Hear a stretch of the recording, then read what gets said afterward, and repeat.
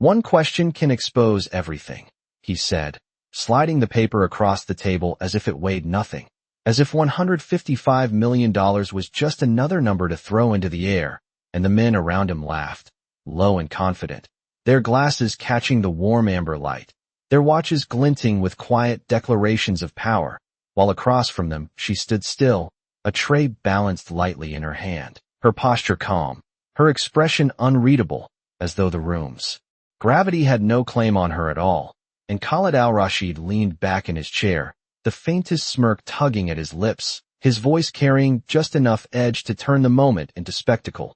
Solve this, and I'll wire you the money before you finish your shift, he added, not looking at her.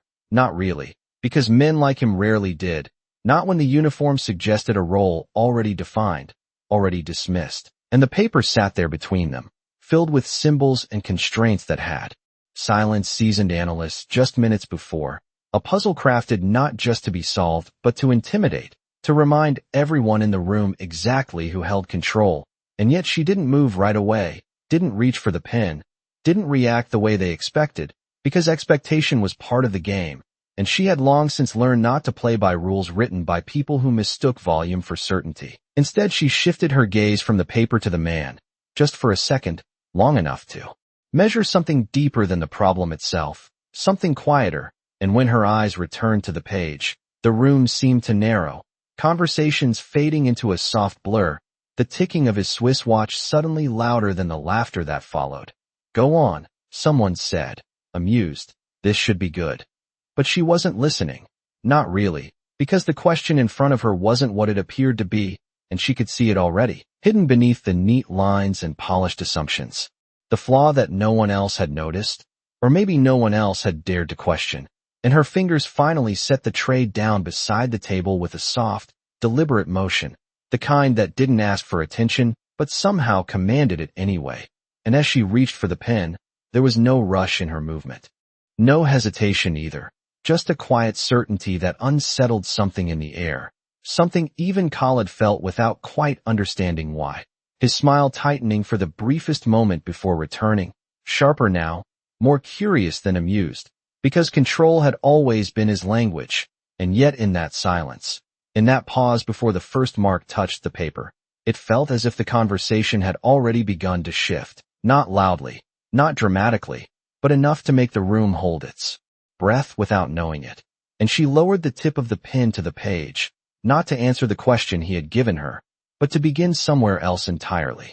The pen did not move the way they expected it to, not across the center of the page where the problem had been carefully constructed, but along the edges, where assumptions usually hid in plain sight, and she drew a single line through the first constraint, clean and precise, as if removing something unnecessary rather than correcting something wrong, and the shift was so subtle that at first no one reacted. No one understood what they were seeing, until one of the analysts leaned forward, his brow tightening, his confidence beginning to fracture just slightly, because that line she crossed out was not just a number, it was the foundation of the entire system, and Khalid's fingers paused against the crystal glass in his hand, the faint clink of ice suddenly louder than before, his gaze sharpening, not amused now, not dismissive, but attentive in a way that suggested something inside him had recalibrated. And still she said nothing, her silence stretching just enough to make the room aware of itself, aware of her,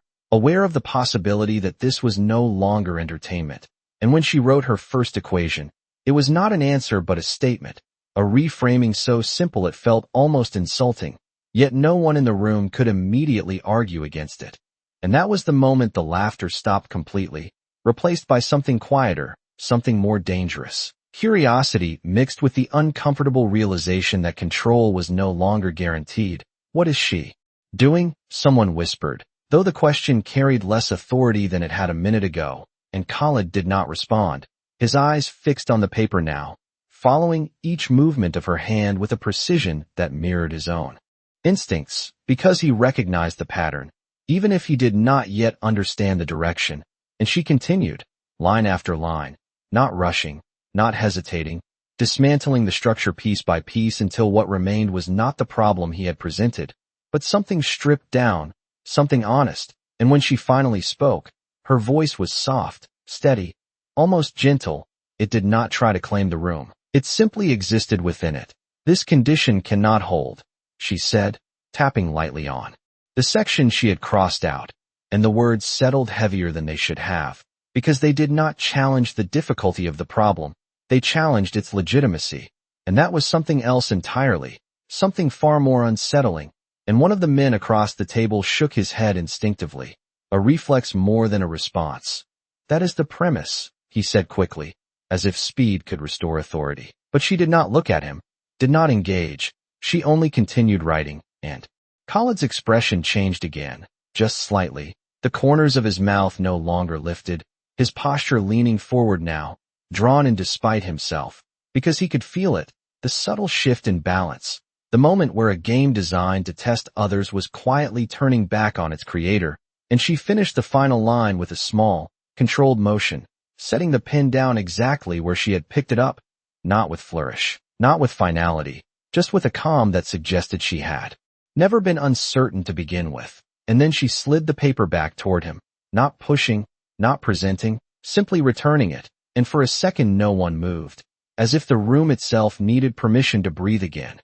And Khaled looked down, really looked this time, his eyes scanning not for errors but for understanding, and what he saw there was not a solution in the traditional sense, not a clever manipulation of variables or an elegant shortcut, but something more fundamental, a realization that the system he had constructed depended on an assumption that could not exist outside his control, and without that assumption, the entire problem collapsed into something trivial, something almost obvious, and the realization did not arrive all at once. It unfolded slowly, like a door opening inward, revealing a space he had not considered, and his jaw tightened, not in anger, not in frustration, but in something closer to recognition, and around him the others began to murmur again, softer now, uncertain, trying to reconstruct their footing in a conversation that had already moved beyond them. And he lifted his gaze from the paper to her face, searching for something, an explanation, a clue, a mistake, anything that would return the moment to something familiar. But she was already reaching for her tray again, her attention shifting back to the ordinary rhythm of the room, as if nothing unusual had happened, as if the balance of power had not just been rewritten in silence. And that, more than anything, was what unsettled him, because she was not waiting for validation, not expecting reaction. She had already stepped out of the game entirely, leaving him there with a question he had not intended to answer. And for the first time in a long time, Khaled al-Rashid did not speak immediately. He simply watched her, the faint ticking of his watch marking seconds that felt longer than they should, and somewhere in that quiet, something undeniable settled into place, not loudly, not dramatically, but enough to make him realize that the test had never been about the problem at all, and that he might not have been the one asking the question. For a moment, no one spoke, not because they did not have anything to say, but because whatever they had been prepared to say no longer felt sufficient, and Khaled remained seated, the paper still in his hand, his thumb resting lightly against the edge as if grounding himself in something tangible, his mind moving faster than his expression allowed, retracing each line she had written, each assumption she had removed. And he realized with a quiet clarity that what unsettled him was not that she had seen the flaw, but that she had seen it immediately, without hesitation, without the need to prove it to anyone. And that kind of certainty did not come from talent alone. It came from experience, from having stood on the other side of problems like this, from having built them rather than solved them. And his gaze lifted again, following her across the room as she moved between tables with the same calm efficiency, the same quiet presence, as if nothing in her world had shifted at all. And that contrast pressed against him in a way he could not ignore, because everything in his world had just tilted, even if no one else was willing to admit it yet.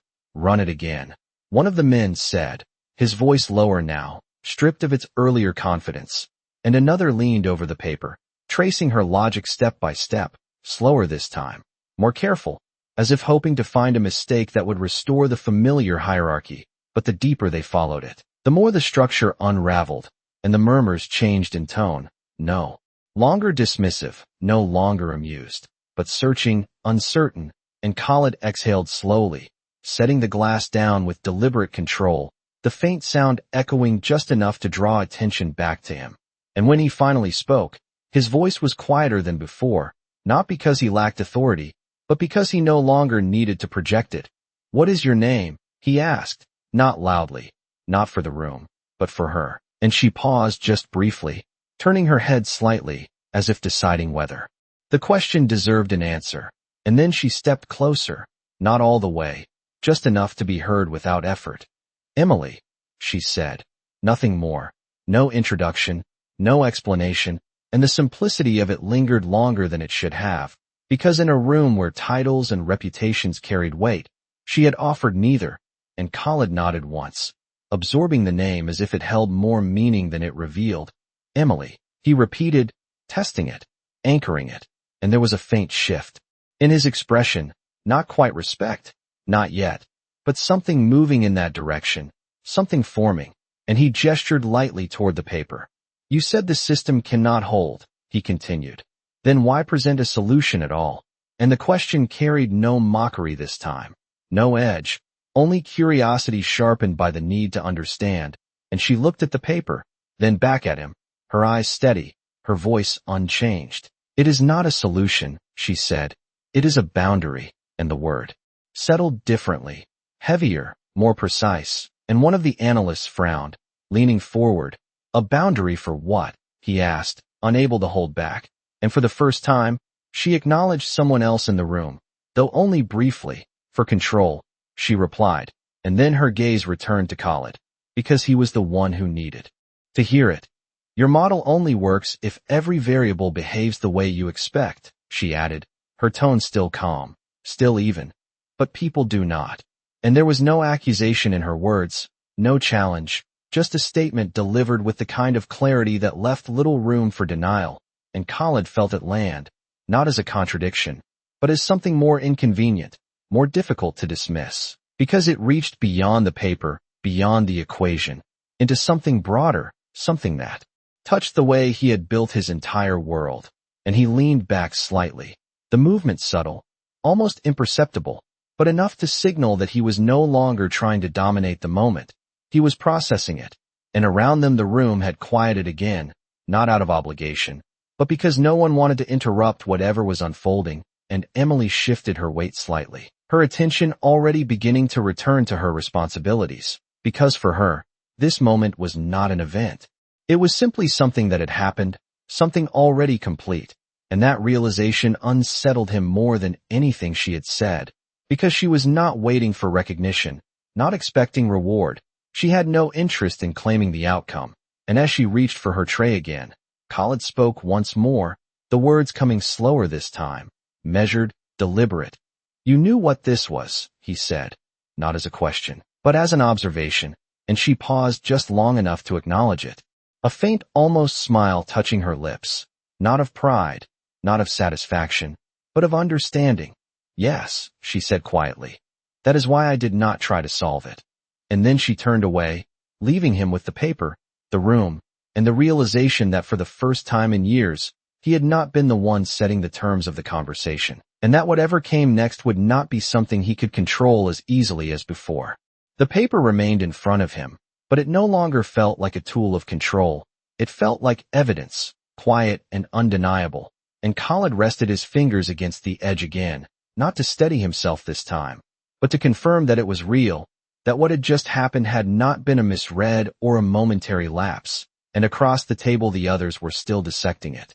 Their voices low, careful, as if speaking too loudly might disturb whatever fragile understanding they were beginning to form, and yet none of them addressed him directly, not immediately, because something in the room had shifted in a way they did not yet know how to navigate, and Khalid's gaze drifted once more to where Emily stood near another table, pouring water into a glass with the same measured precision, the same quiet rhythm, and it struck him that she had already moved on, not just physically, but mentally, as if the conversation that had just altered the atmosphere of the room had already closed for her.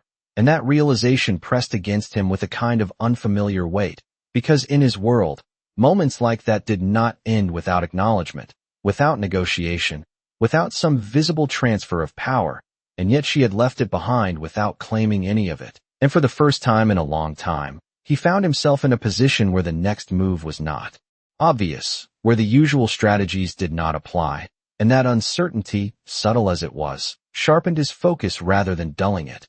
And he stood, not abruptly, not to dominate, but with a deliberate calm that mirrored hers, and the movement drew the attention of the table back to him, a quiet reset of expectation, and he stepped away from his chair, the soft sound of his shoes against the polished floor carrying just enough presence to mark his approach as he walked toward her, not quickly, not slowly, but with intention, and when he reached her, he did not interrupt immediately. He waited until she had finished setting down the glass, until her attention lifted naturally, meeting his without surprise, without hesitation, as if she had anticipated that this moment might come but had not depended on it. And for a brief second, neither of them spoke, not out of awkwardness, but out of recognition, the kind that does not require words to establish itself. And then Khalid inclined his head slightly, a gesture so subtle it might have gone unnoticed by anyone else. But it was there, a quiet adjustment in posture, in tone, in the way he chose to begin.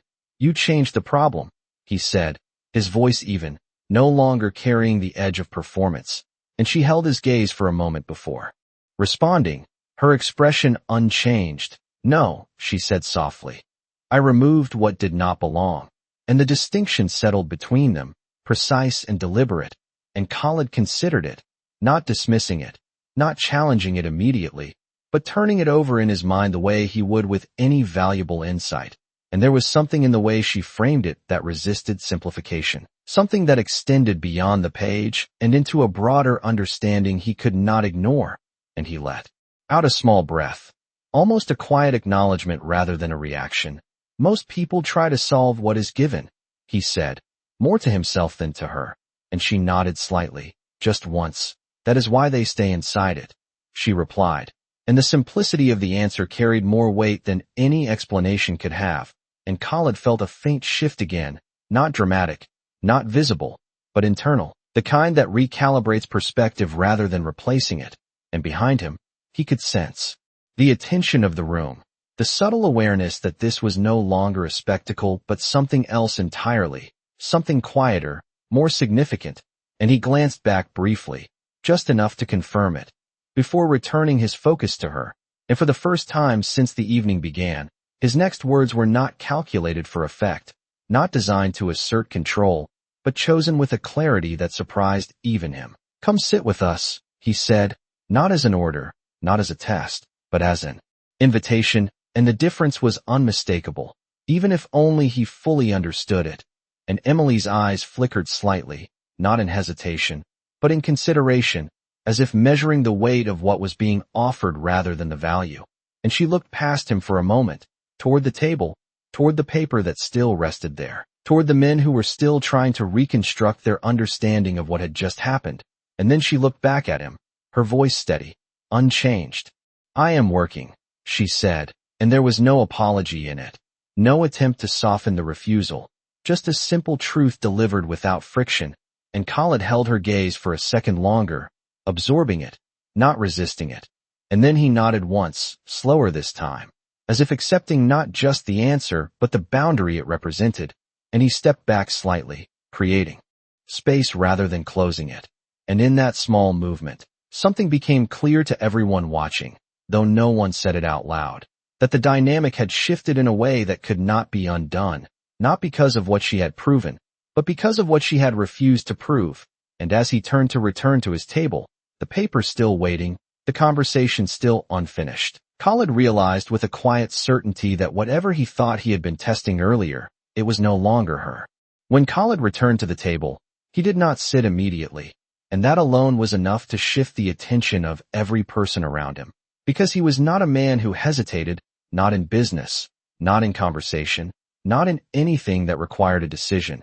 And yet here he stood for a brief moment, looking down at the paper as if it belonged to someone else, as if it no longer represented the certainty he had built his reputation on.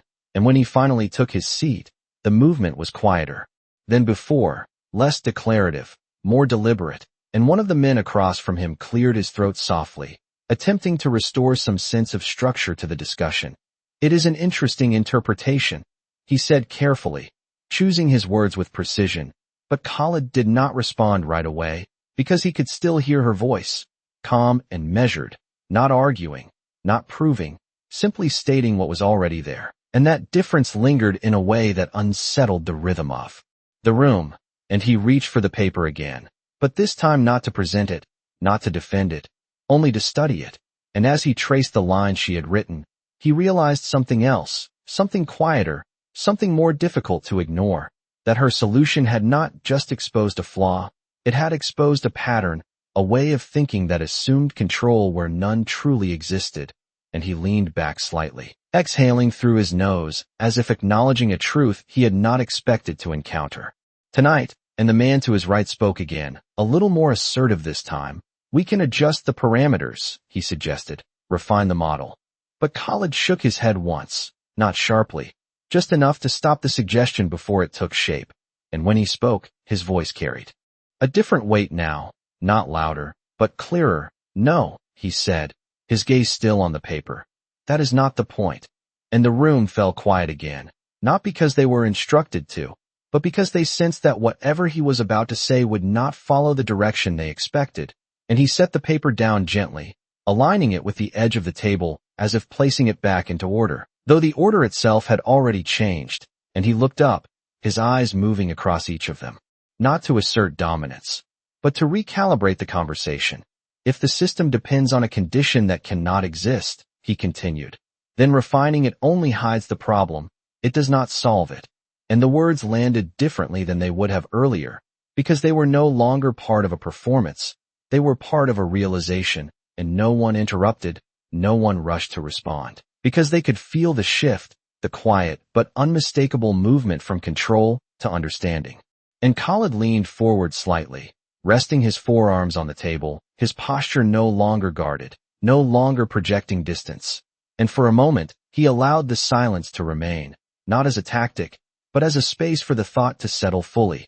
And then his gaze moved again, not to the paper this time, but across the room, searching, until it found her once more, and there she was, exactly where she had been before, moving through the space with the same calm rhythm, unaffected by the gravity that now filled the air behind her.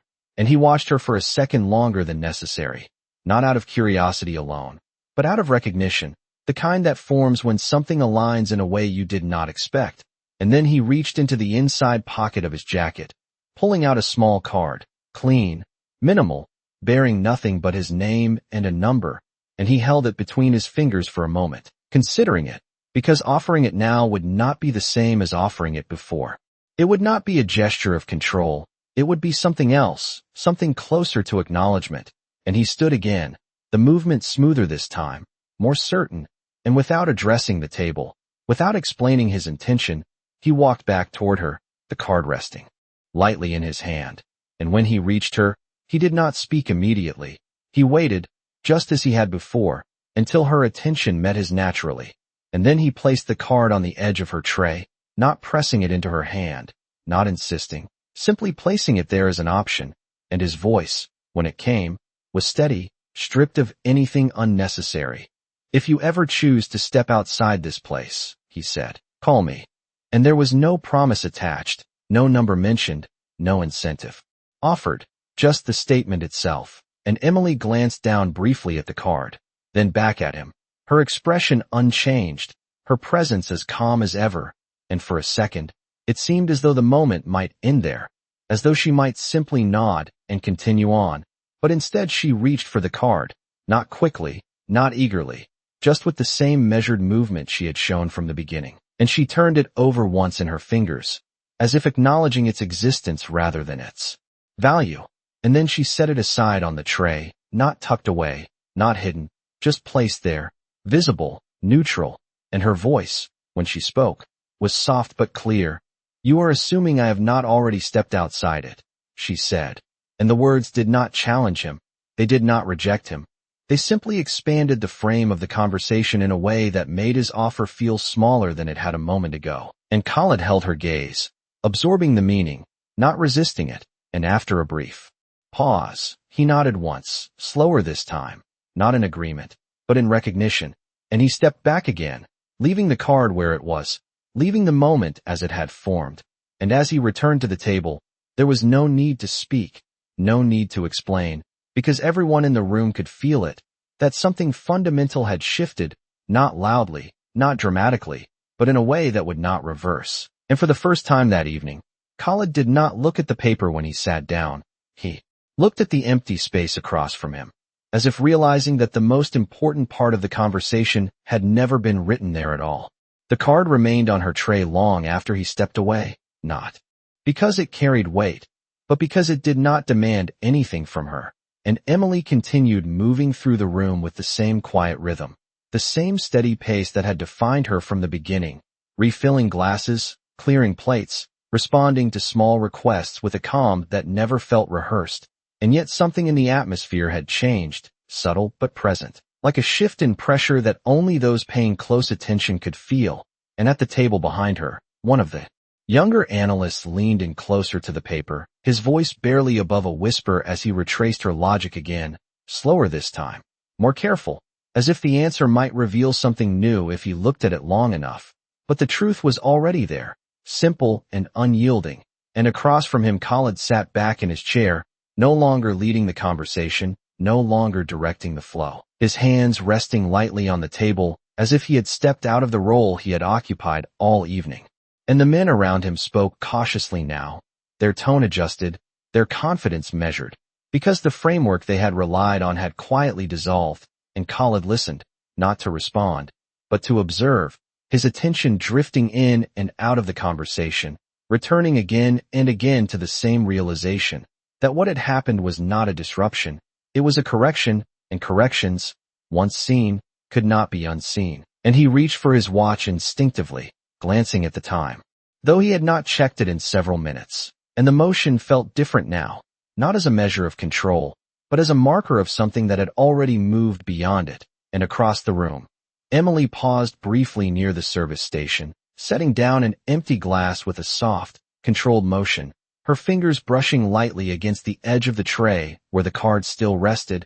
And for a moment, she looked at it, not with curiosity, not with hesitation, but with a kind of quiet acknowledgement, as if recognizing it for what it was, an invitation framed by someone else's world. And she turned it once between her fingers, just enough to read the name again, before placing it back exactly where it had been, not hidden, not claimed, just present. And then she moved on, because her attention belonged to what was in front of her, not what had been offered. And that distinction, though invisible to most, was the very thing that defined the space she occupied. And Khalid watched her again, not openly, not in a way that would draw attention, but enough to understand that she was not avoiding the moment.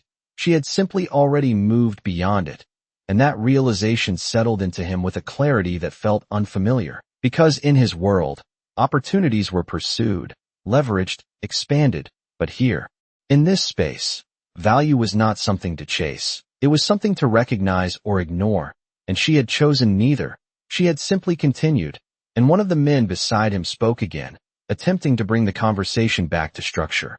"We still need a working model," he said, his voice steady but quieter than before.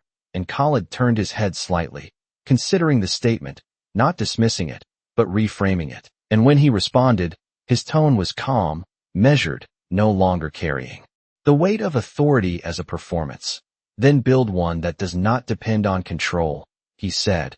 And the simplicity of it made the others pause, because it was not a directive, it was a shift in perspective. And they nodded slowly, absorbing it, adjusting to it. And for the first time that evening, the conversation began to move forward again, not along the path they had intended, but along one that had been revealed to them. And Khalid remained quiet after that, allowing the discussion to unfold without his intervention, his attention divided between the table and the space beyond it, where Emily continued her work without interruption. And as the minutes passed, the energy of the room settled into something steadier, less performative, more grounded. And when the check was finally brought to the table, Khalid reached for it without hesitation, his fingers brushing briefly against the edge of the leather folder. And he opened it, scanning the total with a glance that held no significance beyond completion. And then he signed it, not adding anything extra, not making a statement, just completing the exchange as it was meant to be. and when Emily returned to collect it, their eyes met once more, not for long. Just enough to acknowledge the moment without extending it, and she took the folder with the same calm efficiency, the same quiet presence, and turned away, leaving the table as it had become, a place no longer defined by what had been said at the beginning, but by what had been understood in the silence that followed. And as Khalid stood to leave, adjusting his jacket with a small, practiced motion, he did not look back at the paper, or the card, or even the table itself, because he already knew that whatever he had come here to test had ended the moment he realized he was no longer the one defining the terms, and somewhere behind him, unnoticed by most, the card remained on the tray, exactly where it had been placed, not accepted, not rejected, simply left there, as if to remind anyone who cared to see that not every door needs to be opened to prove it exists.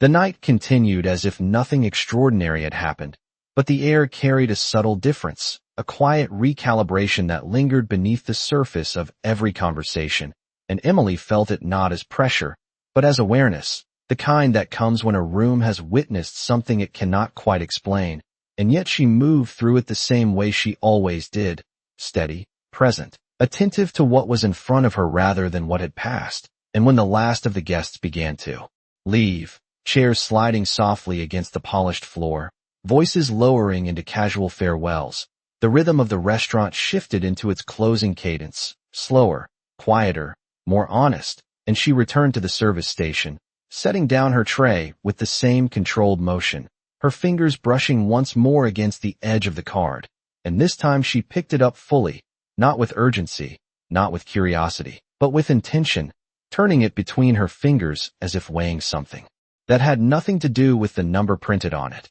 And across the room, near the entrance, Khalid paused just before stepping out, his hand resting lightly on the door, not opening it yet, not because he was unsure, but because something in him had not quite settled, and he glanced back, not searching the room broadly, but looking for one specific point within it, and he found her, standing by the counter, the card now in her hand, and for a brief moment their eyes met again, across the distance, across the quiet that had replaced the earlier noise, and there was no signal, no gesture, no expectation carried in that glance, just recognition, clear and unspoken. And then she looked down at the card once more, her thumb tracing lightly over the edge before she reached for a small receipt book beside her, flipping it open with a practiced motion, and instead of placing the card inside, instead of keeping it, she slid it between the pages and closed the book, not hiding it, not discarding it, just placing it somewhere neutral, somewhere that did not require a decision, and Khalid watched that small action with more attention than anything else that had happened that evening, because it told him something he could not ignore, that she did not reject opportunity, but she did not chase it either. She placed it where it belonged, within her control, not his, and he let out a quiet breath, almost imperceptible, before finally opening the door, the cool night air slipping in as he stepped outside, the city lights reflecting faintly in the glass behind him, and the door closed softly, leaving the warmth of the restaurant intact. And inside, Emily returned to her work, clearing the last table, aligning the chairs, moving through the closing routine with the same quiet focus. And as she wiped down the surface where Khalid had sat, her hand paused briefly over the spot where the paper had been, not because she was thinking about it, but because she understood it, not just the equation, but the moment itself. And then she continued, finishing her shift the way she always did, without lingering, without looking back. And when the lights dimmed and the final tasks were complete, she gathered her things, slipping her coat over her shoulders, and as she reached for the receipt book, she opened it once more, glancing at the card now resting between the pages, and for a second, just a second, she considered it, not the number, not the name, but the intention behind it, and then she closed the book again, placing it into her bag without urgency, without hesitation, and stepped out into the night, the door closing behind her with the same quiet finality, leaving the space exactly as it had been, unchanged on the surface, but carrying something different beneath it, something that would remain long after the tables were reset and the conversations forgotten, because what had happened there was not about a question answered or a challenge met. It was about a boundary seen and understood, and somewhere in the distance, beyond the reach of the lights, Khalid stood beside his car for a moment longer than necessary, his reflection faint in the dark window, his mind still tracing the lines she had drawn, not on the paper, but around the moment itself. And for the first time in years, he did not reach for his phone, did not move to the next meeting, did not calculate the next step. He simply stood there, aware of something that did not require action, only recognition. And then, quietly, he got into the car, the door closing with a soft, controlled sound, and the city continued around him, unchanged, even as something within him was not. The city moved the way it always did, steady and indifferent, headlights stretching into thin lines across wet pavement, distant conversations blending into the low hum of traffic, and Emily walked through it without urgency, her steps even, her attention grounded in the quiet rhythm of the night rather than the weight of what had happened earlier. And the receipt book rested in her bag, unnoticed, not ignored, simply present, the same way it had been on her tray, and somewhere across town. Khalid sat in the back seat of his car, the interior dim, the reflection of passing lights shifting across the glass like fleeting thoughts he could not quite hold on to, and his driver waited for instruction, but none came immediately, because for once, the next destination was not already decided, and Khalid leaned his head slightly against the seat, his eyes unfocused, not tired, but occupied, tracing the sequence again, not the numbers, not the model, but the moment she had crossed out the first line, the moment she had refused the premise instead of solving within it. And he realized something that settled deeper than the problem itself. That power had always been, to him, the ability to define the terms, to set the boundaries before anyone else could question them. And yet she had stepped into that space and quietly removed those boundaries without asking, without announcing it, simply by seeing them for what they were. And that realization did not threaten him, it clarified. Something he had not examined in years. And he exhaled slowly, his hand resting loosely against his knee, the tension that usually followed a disrupted negotiation absent, replaced by something steadier, something closer to reflection, and the car slowed at a red light, the soft glow of the signal casting a muted red across the interior. And for a moment, he watched it without thinking, just observing, the way she had observed the paper, without assumption, without urgency. And then the light changed and the car moved again, and still he did not speak, because whatever decision would come next, it would not come from habit, it would come from understanding. And back on the street, Emily reached her apartment building, the familiar brick exterior catching the faint glow of a street lamp, and she paused briefly before going inside, not because she was hesitant, but because the quiet of the night held a kind of stillness she recognized, the same stillness she carried with her. And she stepped inside, climbing the narrow stairs with the same steady pace, unlocking the door to a small, simple space that reflected nothing of what had unfolded earlier, no indication of complexity, no sign of anything beyond the ordinary. And she set her bag down by the door, removing her coat with a small, practiced motion, and when she reached for the receipt book, she did not open it immediately. She placed it on the table, letting it rest there for a moment as she moved through the familiar routine of her evening, pouring a glass of water, turning on a small lamp that filled the room with soft, warm light, and only then did she return to the table, her fingers resting lightly on the cover before she opened it again, and the card was still there, exactly where she had placed it, unchanged, unclaimed, and she looked at it for a few seconds, not analyzing it, not assigning it meaning, just acknowledging it. And then she closed the book once more, not putting the card away, not throwing it out, simply leaving it where it was, within reach but not in use. And she sat down, her posture relaxed, her attention drifting to the window where the city lights flickered faintly in the distance.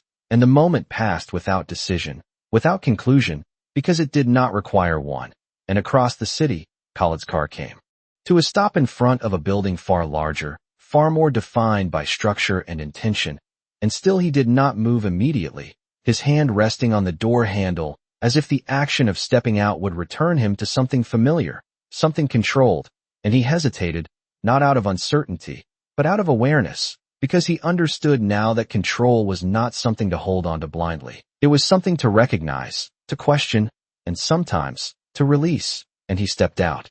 Finally, the door closing behind him with a quiet, measured sound, and as he walked toward the entrance, his pace was unchanged, his presence still composed. But something within that composure had shifted, something subtle, something that would not announce itself, but would shape what came next, not as a reaction, not as a strategy, but as a quiet adjustment in how he chose to see the world. And somewhere in a small apartment, a receipt book rested on a table, holding a card that had not yet been used, not because it lacked value, but because value, as she understood it, did not need to be proven the moment it appeared. Morning arrived without announcement, just a gradual shift in light pressing softly through the window, and Emily was already awake before the city fully caught up with itself, sitting at the small table where the receipt book still rested, untouched since the night before, and for a while she did nothing, not out of hesitation, but because there was nothing to rush toward, and she reached for the book with the same calm intention as before, opening it slowly, the card still in place, unchanged, waiting without expectation, and she held it between her fingers again, not weighing the number, not considering the scale of what it represented, but recognizing the moment attached to it, the quiet exchange that had carried more meaning than any offer could contain. And across the city, Khalid stood in his office, the floor-to-ceiling windows framing a skyline that usually felt like an extension of his reach, something he had learned to navigate, to influence, to shape. But this morning he stood still, his hands resting lightly against the edge of his desk, his attention not on the reports laid out before him, not on the meetings already scheduled, but on the absence of urgency he felt, and that absence was unfamiliar, not uncomfortable, but different, because for the first time in a long time, he was not driven by the need to control what came next, and he picked up a file, scanning the numbers briefly before setting it down again, not because it lacked importance, but because something else had taken precedence, something quieter, something that did not demand immediate action. And Emily rose from her chair, placing the card back into the book once more, not discarding it, not elevating it, just returning it to its place. And she moved through her morning routine with the same steady rhythm, preparing coffee, opening the window slightly to let in the cool air, the sounds of the street rising gently below. And when she finished, she picked up her bag, slipping the receipt book inside without a second thought, because whatever decision might come later did not belong to this moment. And outside, the city had fully awakened now, people moving with purpose, conversations overlapping, the familiar pace resuming as if nothing had shifted beneath it. And Khalid turned away from the window, his reflection fading from the glass as he walked back toward his desk, his steps measured, his posture unchanged. And yet there was something different in the way he approached the space, not as something to dominate, but as something to engage with. And he reached for his phone, pausing for a brief second before unlocking it, not out of uncertainty, but out of intention, because whatever he chose to do next would not come from habit, it would come from understanding. And he scrolled through his contacts, stopping briefly on a name that held no context for anyone else, just a single word he had entered the night before, Emily. And he did not call, not immediately, because he understood now that timing was not something to impose, it was something to respect. And he set the phone down again, letting the moment pass without forcing it forward. And across the city, Emily stepped out onto the street, the morning light catching the edges of buildings, reflecting softly in the windows around her. And she walked with the same calm presence, her attention grounded, her pace steady, not moving toward anything extraordinary, just continuing. And as she passed a small coffee stand, she paused briefly, ordering without distraction, her voice quiet, her movements unhurried. And when she reached for her wallet, the edge of the receipt book caught slightly against her hand, a small, almost imperceptible interruption, and she adjusted it without looking, slipping it back into place. And the moment passed as quickly as it had come, because for her, nothing had changed that required acknowledgement. Nothing had shifted that demanded reaction, and that was the difference. The quiet truth that existed beneath everything else. And back in his office, Khalid sat down finally, the chair settling beneath him with a familiar ease, and he looked at the reports again, this time not to confirm what he already knew, but to question what he had assumed. And he began to read differently, not searching for control, but for structure that could hold without it. And as he worked, the thought returned, not as a distraction, but as a reference point, the image of a line crossed out, of a boundary removed without noise, without resistance, simply because it did not belong. And he understood now that the most significant changes rarely announced themselves. They revealed themselves quietly, in moments that did not demand attention, only recognition. And somewhere in the flow of the morning, the distance between two people who had met for only a few minutes remained unchanged, not reduced, not expanded, simply held in place by a shared understanding that did not require continuation to remain valid. And in that space, there was no urgency, no expectation, only the quiet possibility that when something is seen clearly, it does not need to be proven again. And as the day unfolded, the city continued as it always had, unaware of the subtle shift that had taken place within two individuals moving through it, one redefining the way he approached control, the other never having depended on it to begin with. And the difference between them was no longer measured by position or wealth, but by something far less visible, far more stable, the ability to recognize what belongs and to quietly let go of what does not.